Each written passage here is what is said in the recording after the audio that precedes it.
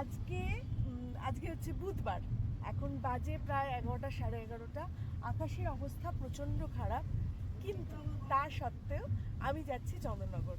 আমি এর আগের ব্লগে বলেছিলাম যে আমি হয়তো চন্দননগরে যেতে পারবো না, কিন্তু শেষ পর্যন্ত যাচ্ছি। পুজো শুরু হয়ে গেছে সোমবার থেকে, আজকে হচ্ছে অষ্টমী। তো আমি আজকে যাচ্ছি, যেতে যেতে দুপুর হয়ে যাবে। আমি মধ্যখানে এসেছিলাম ভাইফোঁটার পরে, একটু শ্যুট ছিল আমার। শ্যুট এখন দু একটা দিন একটু ছুটি পেয়েছি, তাই টুক করে চলে যাচ্ছি চন্দননগরের জগদ্ধাত্রী পুজোতে।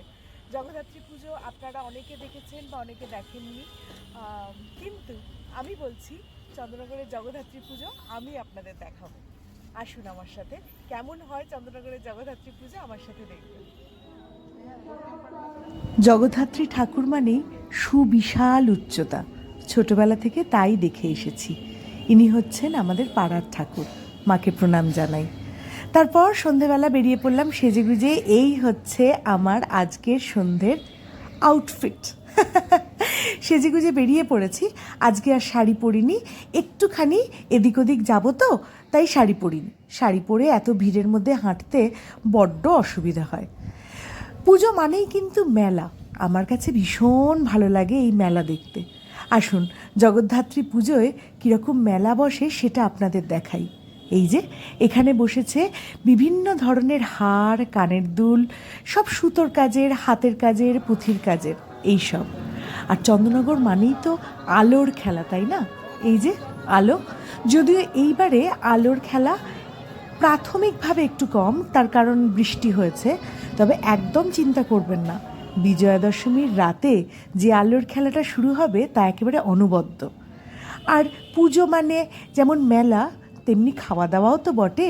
এই যে এখানে বসে গেছে কাবাবের দোকান। কাবাব খেতে তো আমরা অল্প বিস্তর সবাই ভালোবাসি, তাই এই তো গেল এখনকার খাবার। কিন্তু আদি অকৃত্রিম সেই যে জিলিপি, পাঁপড় ভাজা, আর একটা জিনিস খুব ইম্পর্ট্যান্ট, সেটা হচ্ছে বাদাম। মেলা মানেই বাদাম, এইটা যেন আদি অকৃত্রিম, এখান থেকে যেন আমরা কিছুতেই বেরোতে পারি না। এই যে বাদাম কিনে একটু একটু করে বাদাম ছাড়াতে ছাড়াতে, মুখে চালান দিতে দিতে হাঁটতে থাকা আর ঠাকুর দেখা। আর এদিকে বসেছে এই যে ব্যাগের দোকান। আরও অনেক রকমের মেলা বসেছে জানেন, সে গুনে গেথে শেষ করার নয়। চা বসেছে, পান বসেছে, বেনারসি পান, আরও যে কত কিছু, কি বলবো। আজকে আপনাদের ঠাকুর দেখাবো না, ছোটবেলা থেকে শুরু করে মেলা, এত বড় বয়স অবধি জগদ্ধাত্রী পুজোর মেলা দেখে আসছি। মোটামুটি একই রকম হয়, কিছু কিছু পরিবর্তন নিশ্চয়ই হয়েছে সময়ের তাগিদে, কিন্তু তবুও এই মেলা যেন পুরনো হয় না। এই বেনারসি পান, এই চায়ের দোকান, তারপর এই বাদাম ভাজা, সব যেন প্রত্যেক বছর নতুন লাগে। ছোটোবেলায় মায়ের সাথে বা বাবার সাথে টুকটাক ঠাকুর দেখতে বেরোতাম, এখন আর সেইভাবে ঠাকুর দেখতে বেরোই না। তবুও এই বোনকে সাথে নিয়ে একটুখানি বেরিয়ে পড়েছি, এই হাতের কাছে যে কটা ঠাকুর আছে সেটা দেখার জন্য। এই ভিড়ের মাঝে হারিয়ে যেতে কী যে ভালো লাগে।